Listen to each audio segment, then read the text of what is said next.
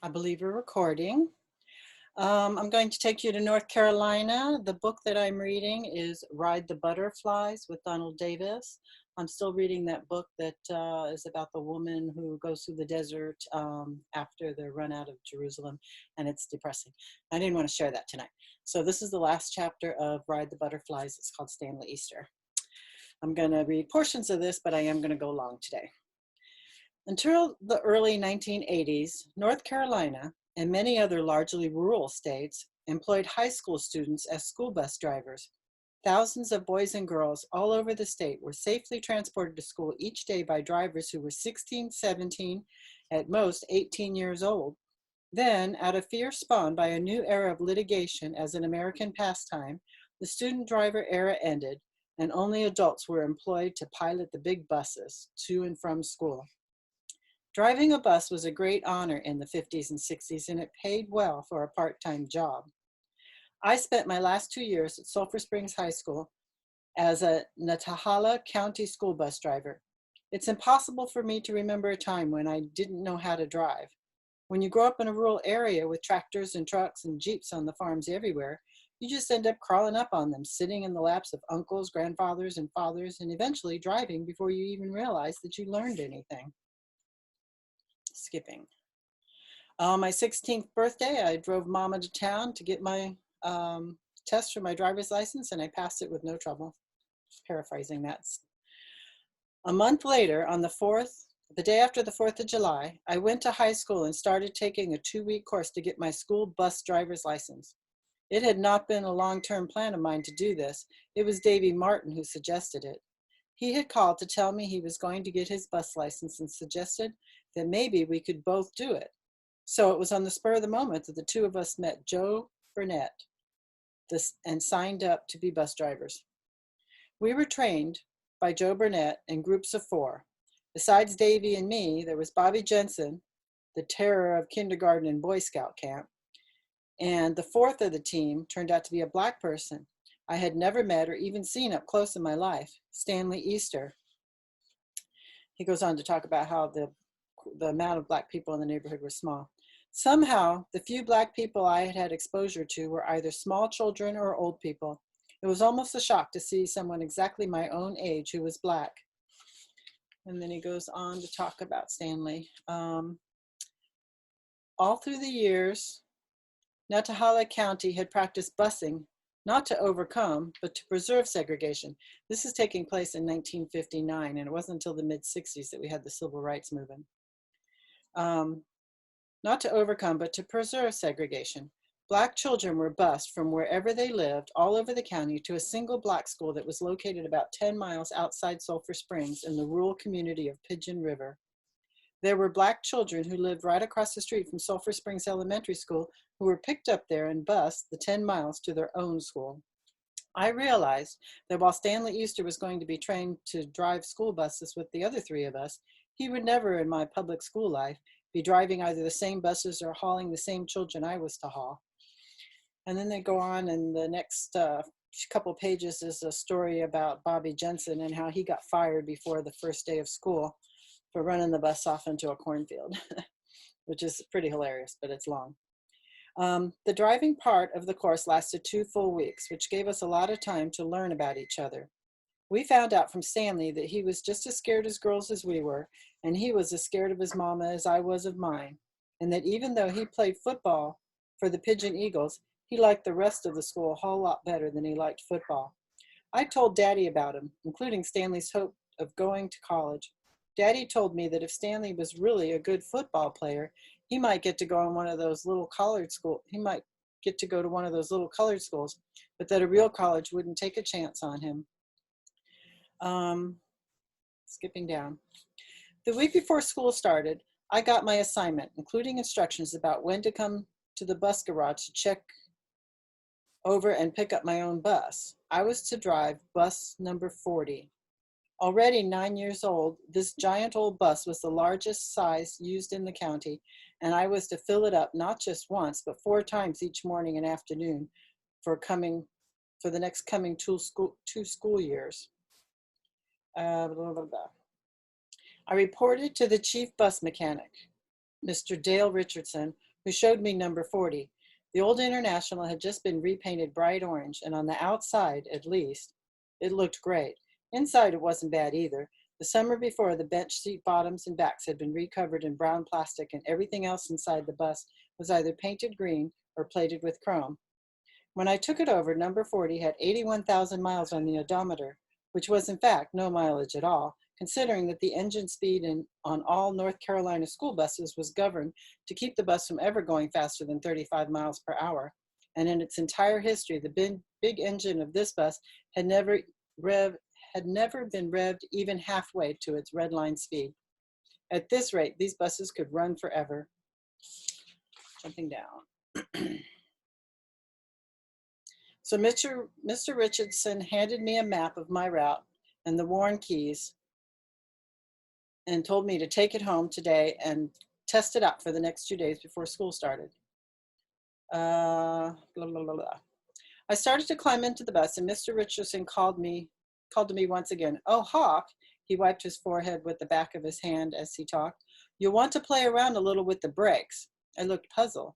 "There's a vacuum booster on the brakes, and the vacuum pressures don't hold real good. There's a gauge on the dashboard you can look at.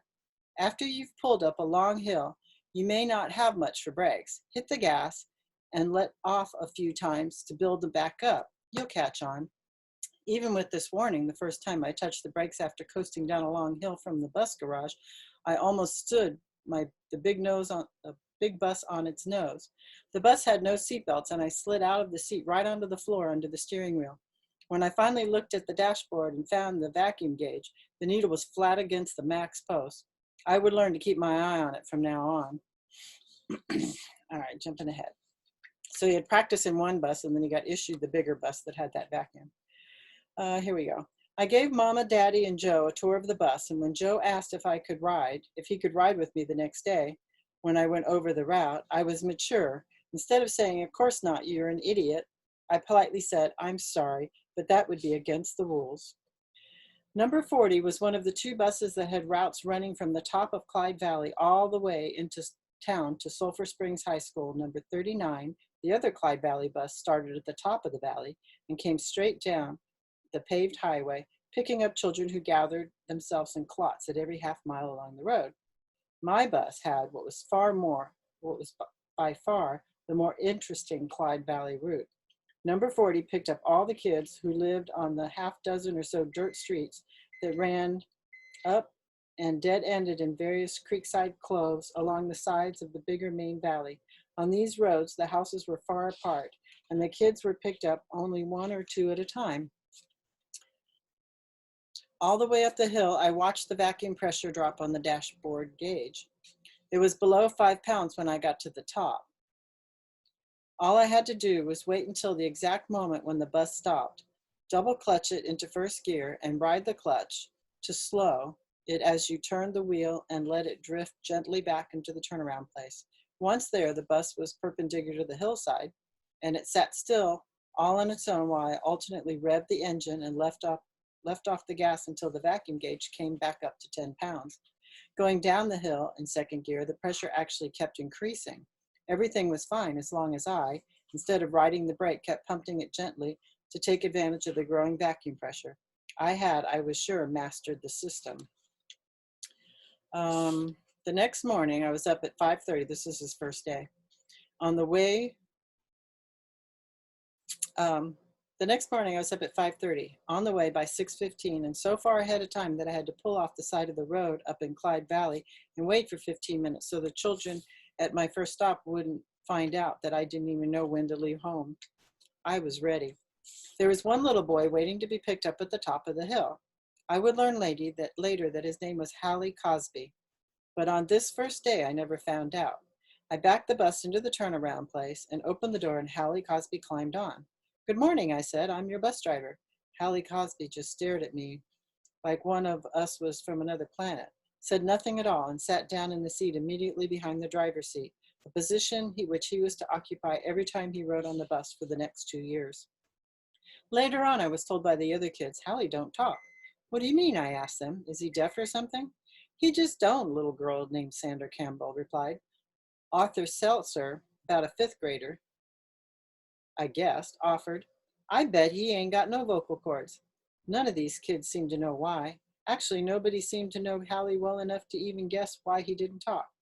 The only consensus of agreement was simply Hallie don't talk.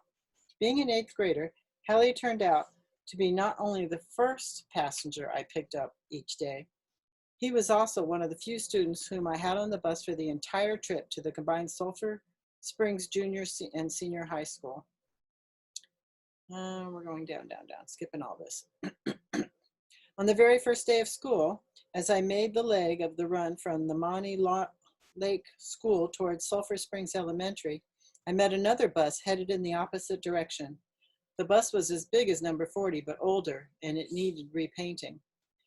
For just a moment, I wondered why this bus was going in the wrong direction, but as soon as I saw that it was loaded with Black children, I knew this bus was headed for the backside of Nantahala County, headed for the tiny Pigeon River School, picking up Black children who lived in sight of the same schools I hauled white children to. As this other bus approached, the driver flashed the headlights. Flash, flash, flash, flash, flash. And I could quickly see the bus driver was none other than Stanley Easter. He and I both smiled and waved, and from that day on, we met morning after morning and afternoon on almost the same stretch of road and flashed our headlights as a silent salute of camaraderie with one another.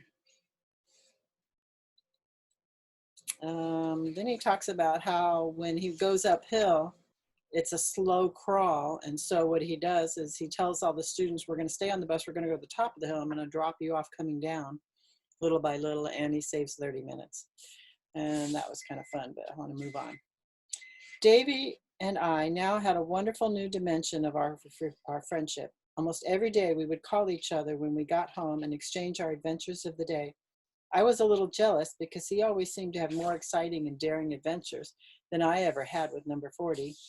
And he goes on to talk about how he ran over a peacock and everybody got feathers, but they kept it a secret. But that's another story. It was a great year, that junior year in high school. Davy and I drove our buses and were closer to being adults than we ever would be. We're closer to being adults. Let's just leave it at that.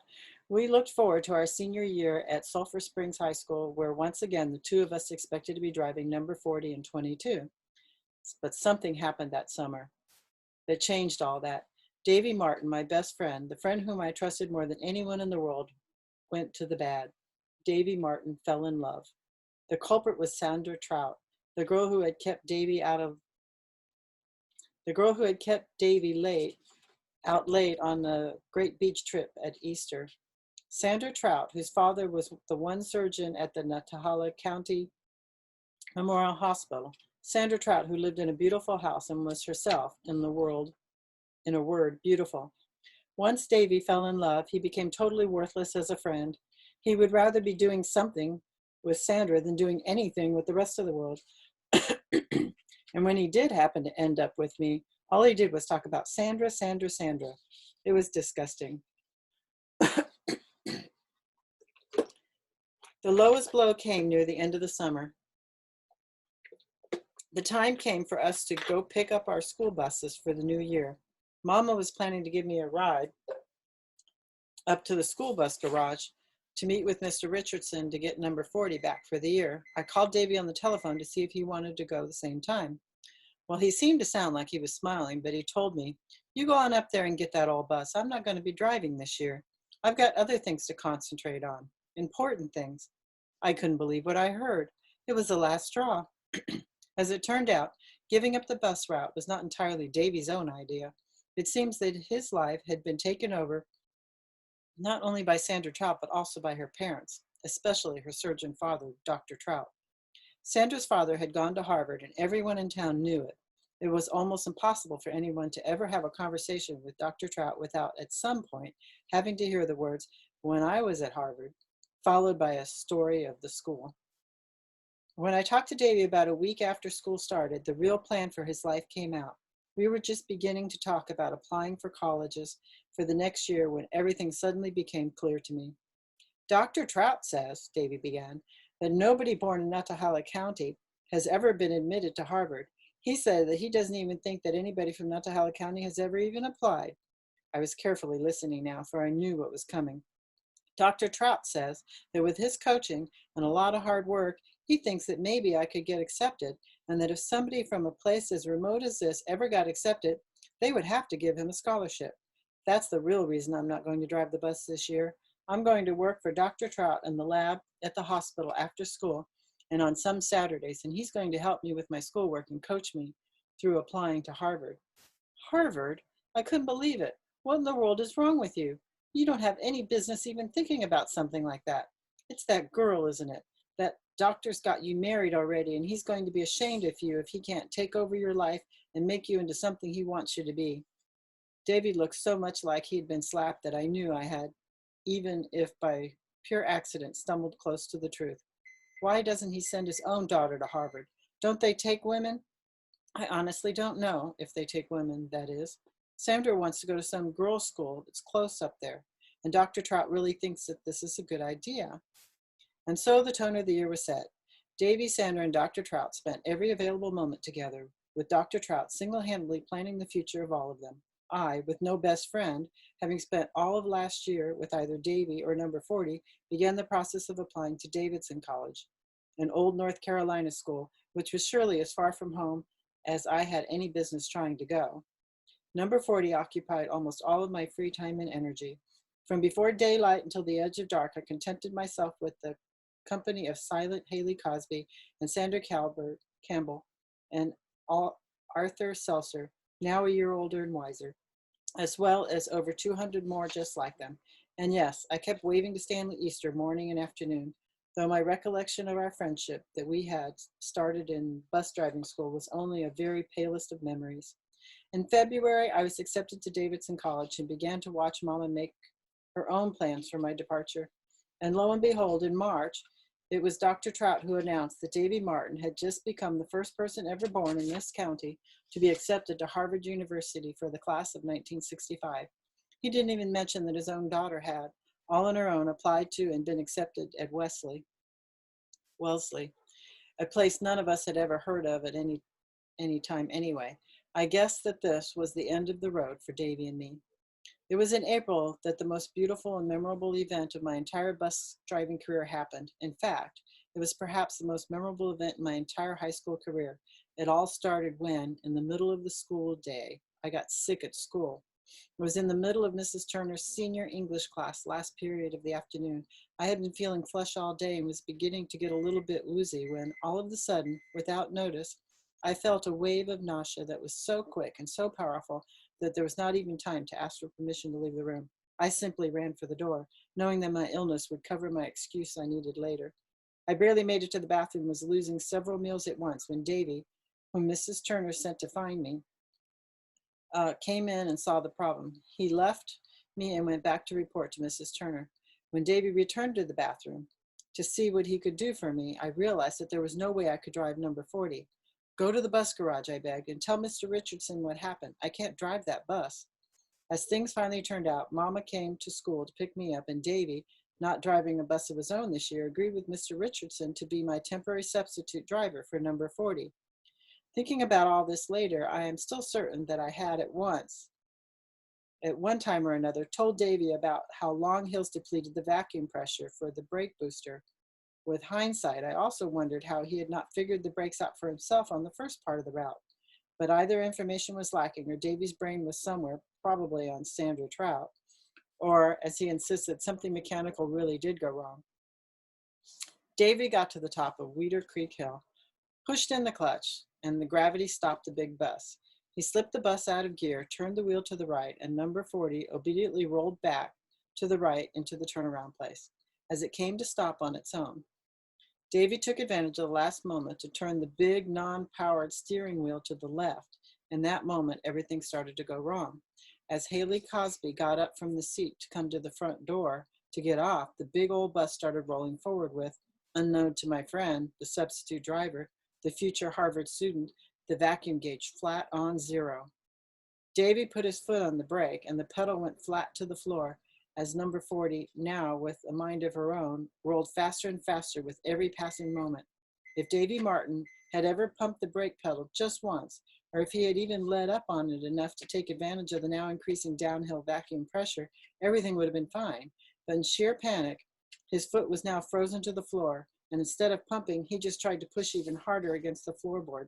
It didn't work. The big bus didn't even pretend to slow down. Davy held it to the road, but had no hopes of making it safely to the bottom of the mountain.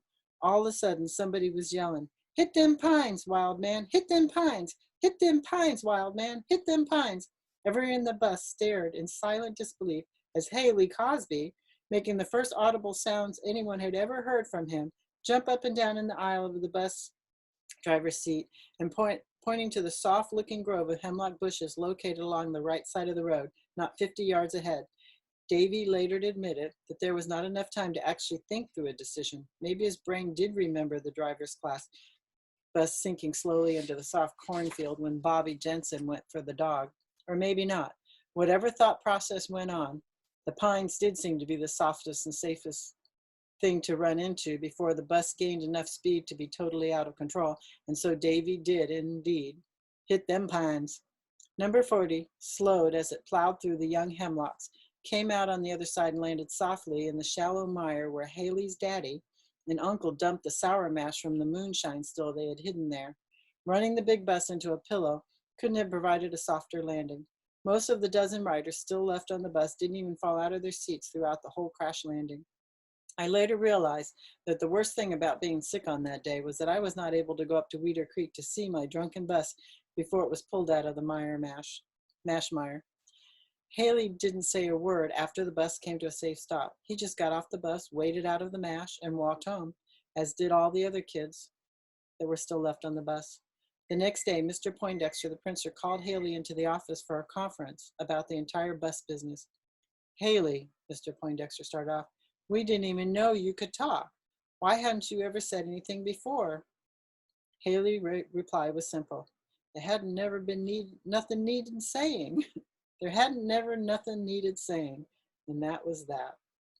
Number 40 was not hurt by all the drunken trip through the hemlock, and in just a few days, both of us were back on the road again. The orange bus did, though, have an interesting odor for the rest of the year, and Davy Martin, my former best friend, the boyfriend of Dr. Trout's daughter, now accepted to Harvard as a freshman in September, never drove another school bus again. So now we're jumping ahead, and Donald is going to school. He's in I forget the name of the school. And he signs up for an elective course called Current Politics, the Pulse of Washington. I signed up for the course partly because it sounded interesting and partly because it offered a Thanksgiving trip to Washington. I was in a right mood to get away from home that this prospect sounded great. The political science class went up on a chartered bus on Wednesday afternoon. I felt like the king of the world as we came over the last ridge in Virginia and looked down on the Pentagon and on across to the city monuments now lighted in the darkness of our night arrival. Then they went here and there and everything. We were left to wander on our own on Thanksgiving Day, and it was then that my Davidson roommate and I met up with some boys from Harvard. They were staying in the dormitory next to where we were staying, and after forming a quick friendship, the four of us decided to go to the Washington Monument and then go get some pizza. All four of us talked about college and about Washington and about politics and about John Kennedy, just like we knew what we were talking about. We waited in line in a stiff wind that blew all around the Washington Monument until after an hour we rode to the top and then walked back down. Then it was off to get a bite to eat. At the pizza parlor, one of the Harvard boys said, "Where are you guys from?" "Davidson College," I answered quickly.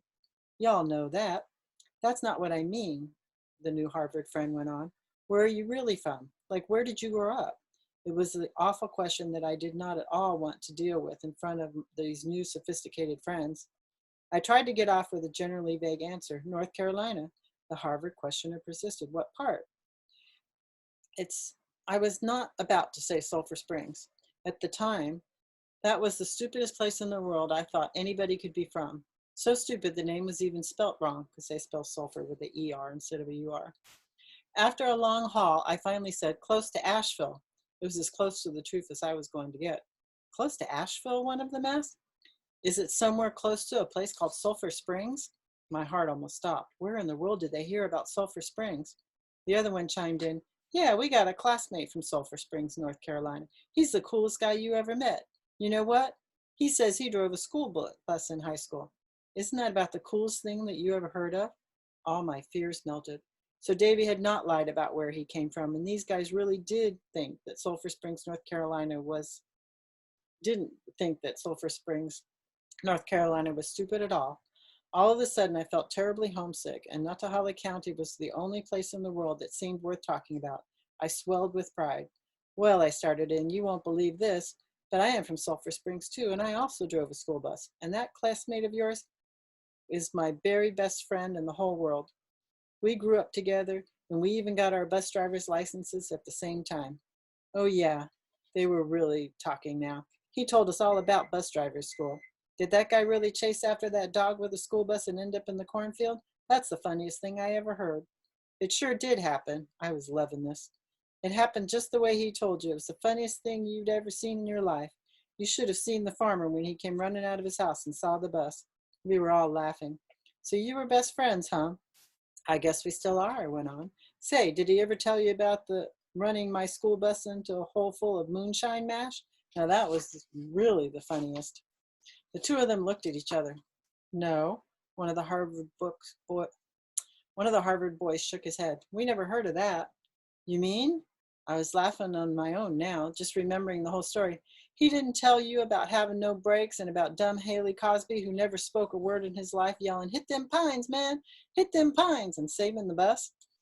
They were looking blank and shaking their heads. So I thought, old Davy didn't tell everything. I'm going to let the cat out of the bag. You mean, I laughed, that Davy Martin didn't tell you that he wrecked my school bus? I waited for their response. Davy Martin? One of the Harvard boys asked. Who's Davy Martin? This guy we're talking about is Stanley Easter. He's the smartest guy in the freshman class, made over 1,500 on his SATs. He's on a full academic scholarship.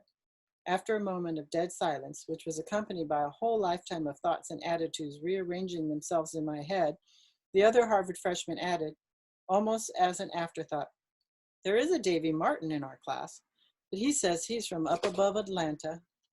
That's the end of the story. All right, I'm signing off.